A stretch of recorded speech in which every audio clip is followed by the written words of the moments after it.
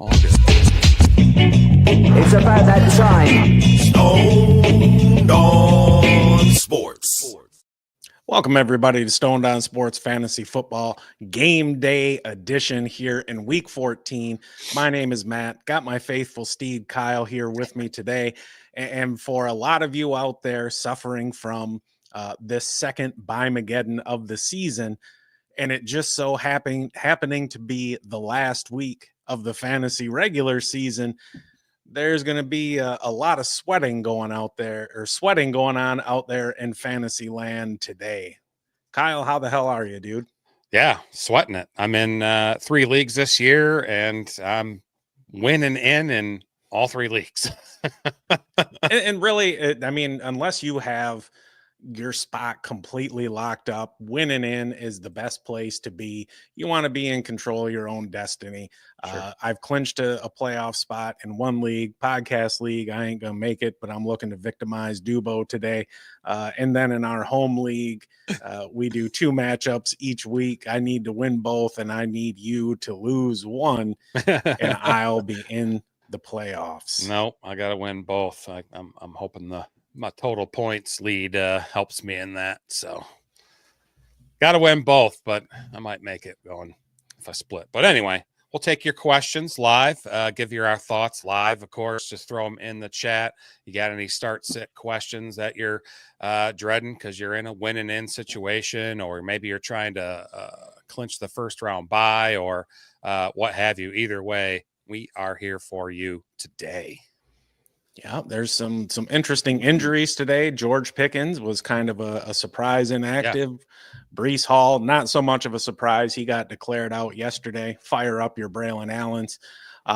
There with the Raiders, we've got both Alexander Madison and Zamir White being out. That means it's Amir Abdullah and Sincere McCormick going today.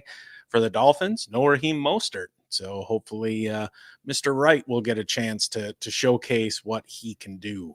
Yeah, I wonder who will step up for Pittsburgh in the pass catcher department today. I imagine Mike Williams is going to plug into his slot there. That kind of makes sense to me. I'm thinking maybe it's a Jalen Warren game today. I thought about that too. You know, Najee he's your grinder, right? He's the dude where you just run him up in between the tackles 15, 16, 18, 20 times a game, and that's where he gets his yardage. But Cleveland, pretty decent along their front. In comes Jalen Warren. We know was their dickhead quarterback, Russell Wilson. You know, he loves to chuck it deep, and he loves to dump it off, right?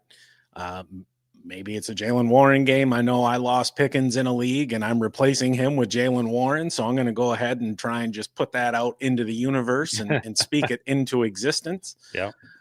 But those are the things you have to do when you have the Broncos, Colts, Patriots, Commanders, Ravens, and Texans on bye in Week 14. A lot of firepower there on bye this week. Lot of fantasy firepower, and it sucks. And you look at the 1 o'clock games and stuff, just for like on a betting note, it's ugly, you know. It is a lot of 6, 6.5, and 7 point spreads. The closest one being the Titans and Jaguars.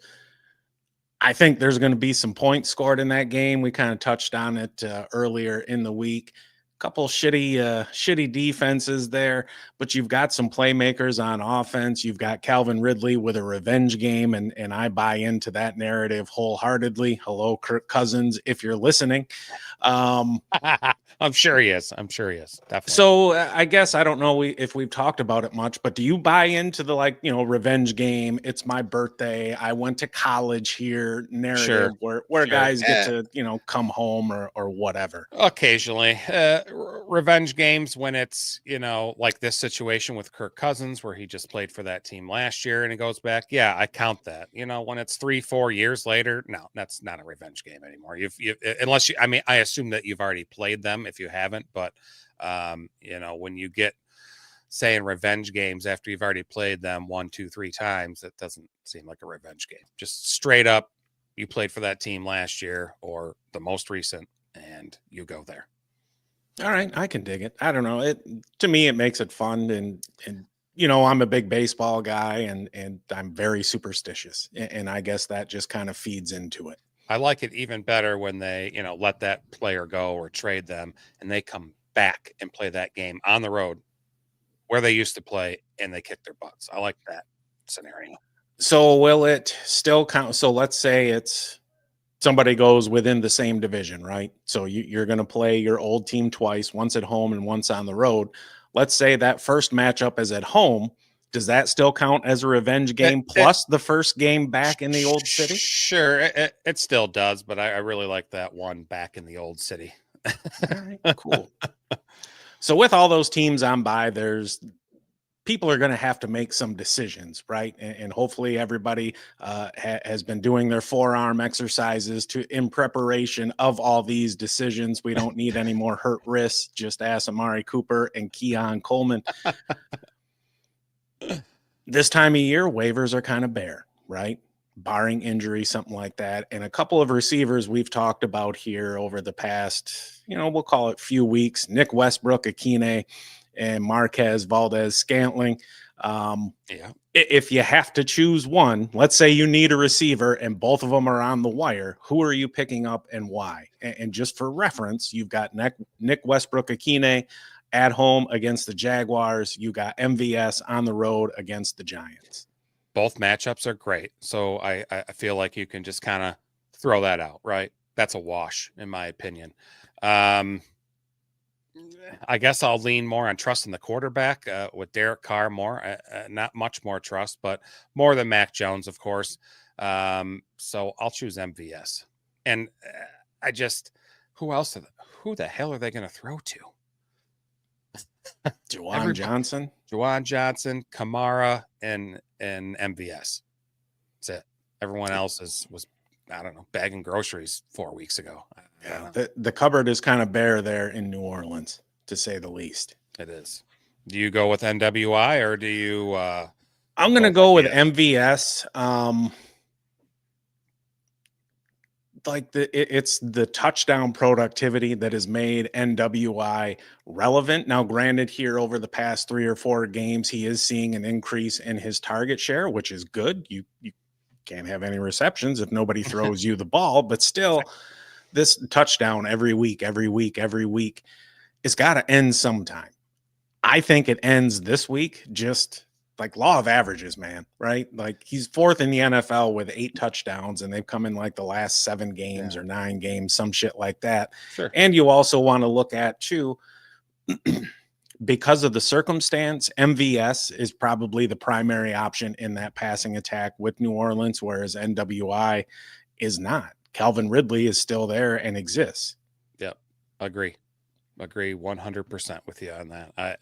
I feel though that against this matchup, even though I threw those out, but even to continue that touchdown streak, this is a great team to do it against. It is. I can see, like, if they were playing Philly or something like that, or Denver, perhaps, I could be like, yeah, it's going to end this week. But it could happen. I'm starting MVS in a league. I'm trying to win it. I need something. Everyone's on bye, and I'm going with MVS in a league. NWI was already grabbed. He's already grabbed. Up. Speaking of Philly, they are 14-point favorites at home today against the Panthers in what should be a snooze fest. It won't. I can't believe how tough Carolina played Kansas City recently. They did, but that was in Carolina, right? Sure. I faced the interesting dilemma, that league where George Pickens is inactive and I plugged in Jalen Warren. I also have Chuba Hubbard available. But that matchup against the Eagles is absolutely horrific. It is. And now we're seeing Jonathan Brooks start to get some run. I don't think he's going to supplant Chuba as the lead back in that offense, at least this season. But at the same time, you've got a culmination of factors that just slapped me in the face and said, you know what, sit him down. And I sat him down in favor of Isaiah Pacheco. Oh, yeah, I would do that. Even though Pacheco has a pretty damn tough matchup and he's working his way back from injury.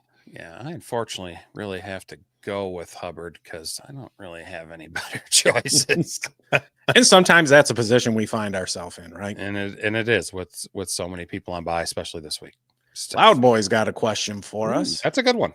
Khalil Shakir or Jacoby Myers? See, I'm a Shakir believer this week against the Rams. They've bled a lot of points to receivers in the last few weeks, last month, really. But Jacoby Myers has kept up as well. What is he's had 70 and plus in 3 out of the last 4, I think. Yeah, he's essentially giving us, 90% of what we were expecting out of Devontae Adams this season there in Las Vegas. Since Adams left, he's really become the primary wide receiver option there. Brock Bowers, Sure. quite obviously, is their top pass catcher, and for damn good reason. He's playing like the best tight end in the league this year. I'm going to go with Myers though. Just we've seen the consistency, and while I understand you're a Shakir truther, This week I am. I don't know. Just I like the consistency that Myers has brought over the past month and change. Yeah, and I'm going to go with Myers as well. I do really like Shakir this week, but you're comparing him to Myers. I'll choose Myers. You give me somebody else, I might choose Shakir. That's how it goes, man. It does. Good luck, Loud Boy. Yeah. I'm gonna try and beat Dubo for you, and then if you can pull out the dub, then you can get the number 1 overall seed, and I'll watch the playoffs from my couch. Good luck to all who are in. I am not one of them. On the Eagles side, Dallas Goedert hit IR. Devonta Smith is going to be back. He ain't really done shit all season long. Do you really want to trust him this week? I know I don't. Devonta Smith. No. And I think the trust level was gone several weeks ago, really. Yeah, I thought he was going to eat working out of the slot there with the change at OC, and it has not materialized. It's been the AJ Brown and Saquon Barkley show. Yep, and it's probably going to be that as well today. Most likely. Maybe Grant Calcaterra finds the end zone today. Grant Calcaterra. We'll see. Yeah, if you're looking for an emergency tight end or a cheap DFS option. Good work. So your tight end's a shallow position. You got a bunch of people off this week. One I saw on Reddit quite a bit this week was Evan Ingram or Jonnu Smith. Anybody else struggling with that one? So you got Jonnu against the Jets at home in South Beach, and Ingram, of course, at the Titans. The way Miami has changed their offense, and they're now working the middle of the field, they're working underneath, and it's almost like Tyreek Hill and Jalen Waddle are almost decoys and just out there to push the safeties back to open up that middle part of the field. I mean, that's good, intelligent football, but that doesn't help us for fantasy, right? No. Especially considering the draft capital that we invested in Tyreek Hill, who was a we'll call it top 5 pick, or Jalen Waddle, who was going, 3rd round, something like that. I do not need any khakis. Yes, Thank you, though. At the same time, the Jets, since week 8, they're number 7 against the position, right? So it's a little bit tougher matchup. The Titans, they're 20th, but Mac Jones versus Tua Tagovailoa. Yeah, you got that as well. I know they both been getting a lot of volume, and it's just they have, but the quality of those targets is much better for Jonnu Smith. I'm going to roll with him. Gotcha. All right. Well, if anybody else is struggling with that, you got your answer. Do you agree with that?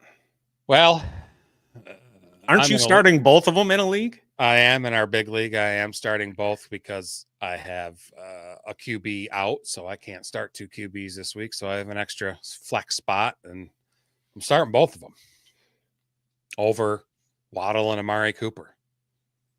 I don't see Amari Cooper doing jack squat. He hasn't yet. And Waddle against the Jets sucks. I know Sauce is out, but still. I can dig it, man.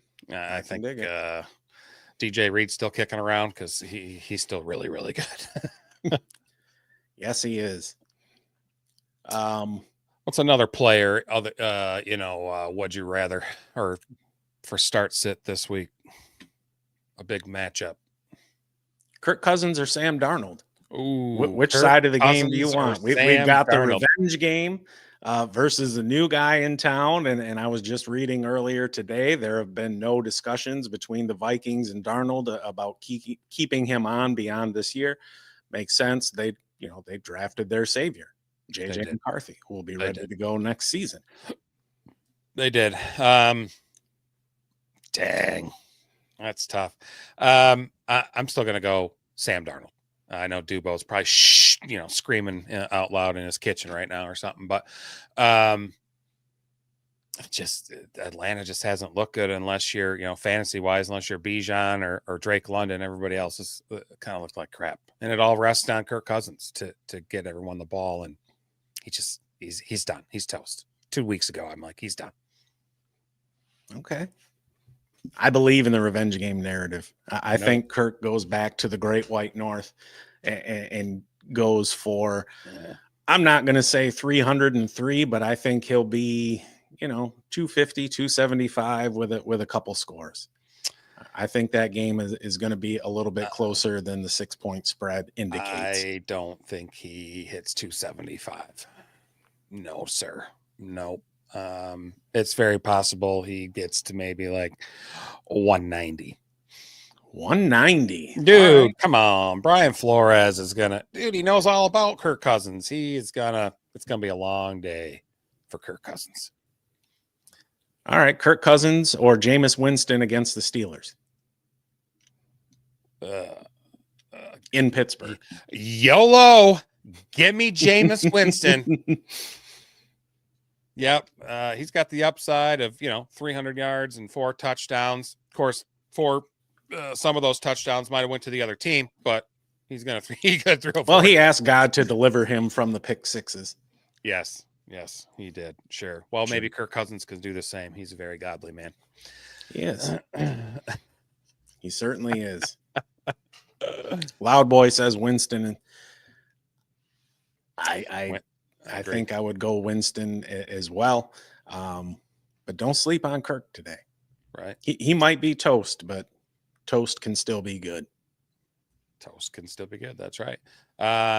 How about, I know we've been talking about the Titan. Etienne or Tank. Last week, I think I asked that question as well. The matchup was different. This week we're they're against the Titans. So it's a Tank game or Etienne game? I think both of them are not great plays today. Mm-hmm. If you've got to run one of them out there as your flex, Godspeed. I think I would take Etienne just because of his usage in the pass game. And as I said earlier, both in the show and in the week, I think this game goes over the total. Granted, the total is very modest. It just 40. But I think we could see a bit of scoring just because of the defenses there. And in that scenario, Wade, you know what I'm doing every Sunday at this time. You want to talk to me? Hop on YouTube, jabroni. Anyways, right. I'm going to go with Etienne just because he can get some usage in the pass game. But neither are a good option. So with a lot of the receivers out this week on bye, a lot of people are probably forced to start Juwan Jennings this week, and they might be a little bit afraid going against that Chicago Bears defense, even though the game is at home. Is that somebody you would advocate for starting? That one's going to be situational, brother. In a vacuum, I really don't want to, but at the same time, we know Brock Purdy really kind of feeds him. Yes. Brock Purdy. Yeah. Nice. Purdy has really been feeding him at least target wise, but at the same time, that Bears pass coverage is pretty damn good. San Francisco is going to be working off he'd be their fourth running back because Elijah Mitchell got hurt and he was the plan at backup. And then it became Jordan Mason, who's now on IR, along with Christian McCaffrey, who's back on IR. So we got Isaac Guerrero there. Yeah. Going to be a lot of rush attempts for Isaac Guerrero today, I believe. Yeah, I think so too. That's a way to beat the Bears is on the ground. They are a run funnel defense. And at this point, I think I've said that way too many times this season. Look, if you got to start Jennings because of, these 6 teams on bye, you've got no Nico, you've got no Zay Flowers, you've got no Cortland Sutton. Yeah. Brock Purdy's pass attempts is 30.5. I don't think he'll go over that. Probably not, but he's 27, also 28. not somebody that even overall, you don't necessarily want him throwing the ball that much. Yeah. Because the more he throws, at least going off of, earlier this year and last year, that generally spells bad news for the 49ers. Yep. If he's going to throw, better get that ball out quick. Yes. I think Trent Williams is out again. Yeah. And rightly so. The Shithawks go to Arizona. The last time they played up in Seattle in the rain, it was a 16-6 game. Obviously, we're not going to get any rain down there in the dome. JSN has been awesome. DK Metcalf, here over the past couple weeks, has been struggling, and he's really struggled against Arizona, where he averages essentially 3 for 30 over 10 games. He's found the end zone twice. Good for him. Who would you rather trust, DK Metcalf or Marvin Harrison Jr., who's also not done a whole hell of a lot this year? Man, if you drafted him at the back end of the first, early second round, holy smokes. Are you disappointed with him? I'm sure. I'm sure. He's the wide receiver 25 right now on the season, and in points per game, he is the wide receiver 40 at just 11.8. Yeah. I'm going to say that DK bucks that trend and his career trends against Cardinals and has a semi-decent game. I just Kyler don't look right. Not too impressed with Kyler, and the connection with him and Marvin Harrison isn't there yet. And I know it is with Geno and DK, even if they have been struggling as of late. I'm starting DK because I have to, because I'm not going to bench him for Devonta Smith, who has given me absolutely nothing this year. And I thought, hey, draft time, this is a nice 1-2 punch right here, right? A couple high-end wide receiver 2s to start off my team because I went running back heavy early. Nope. I made that mistake. Now, dude, look, if DK struggles against the Cardinals were a couple, 2-3 games, I'd write it off as a fluke, but we're talking about a 10-game sample size against a division opponent where he reveals himself to be a toolbox and does jack shit. Yeah. Supersonic's got a interesting question. Duck butter or Fermunda cheese? Well, I ain't eating cheese, so Yeah. I don't even know what duck butter is, but I'll have some of that, I guess. I had to Google it. I'm not going to say it. Y'all just, that's what Google's there for. When I was a kid, we didn't have no Google. I had to open up an encyclopedia. Most of the time, what you were looking for wasn't in there. Duck butter is a movie. It's a movie. Just duck butter meaning, duck butter slang, something like that. Let me go to... Use your brain. Urban Dictionary. Great question, Loud Boy. Way to go. Everybody's busy Googling what duck butter means. Oh. Yeah. That's no bueno. It's sweat. God. Gross. Oh. All right. Nothing a little shower can't cure, I guess. Yes, for sure. Definitely. Ugh. No good. No good. What else you got, bud? You talking to me? Yeah. Oh, all right. Yes, I am. So which game, since the Lions played Thursday, which game are you most looking forward to today? Uh, probably tonight's game, Chargers Chiefs. Think so? Or I kind of like the Bills Rams game today. I think it could have some points. Obviously, Vegas does too with a total of 49.5. Those are two games I'm looking to watch today. Interested in, bet on, Yes. throw Some some money weird- at, Light some money on fire. win in DFS again this week. I could make you and Ramey cry again. Nobody cares about that. 5 out of the last 6. Model roll. Congratulations. We'll get you a tiara for that. Yeah, I want my participation trophy. I do. You can have it. Brown Steelers, we saw them play a couple weeks ago in the snow. Obviously, it's not going to be like that again today. One of the lower totals on the board at just 43. We know Pittsburgh is pretty damn tough at home as well.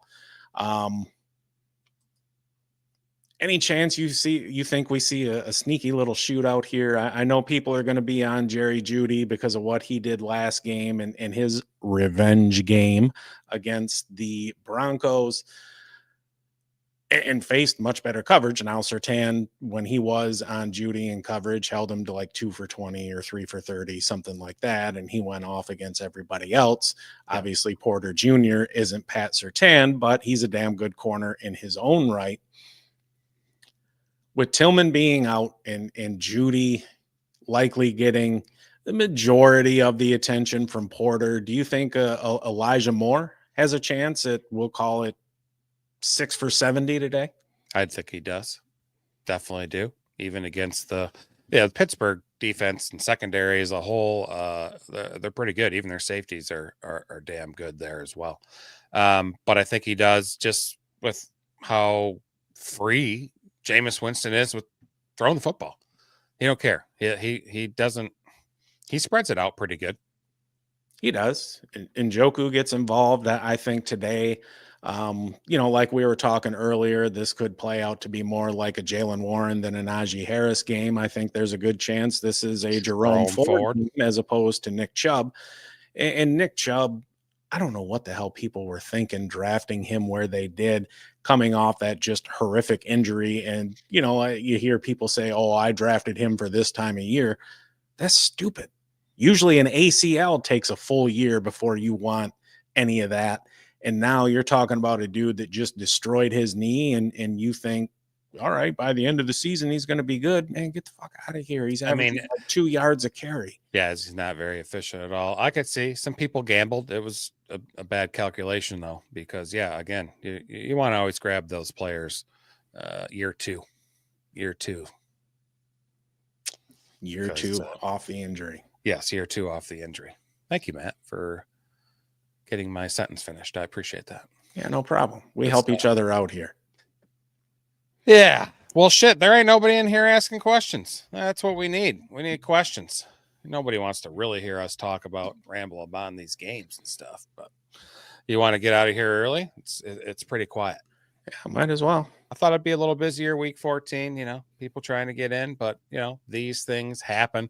I get it. And it's a weekend. People got stuff to do. So we'll see. We'll be back Tuesday night, 7 p.m. Eastern. I have a bunch of waivers for you for week 15, first week of the playoffs. Have a great day, everyone. Good luck and stay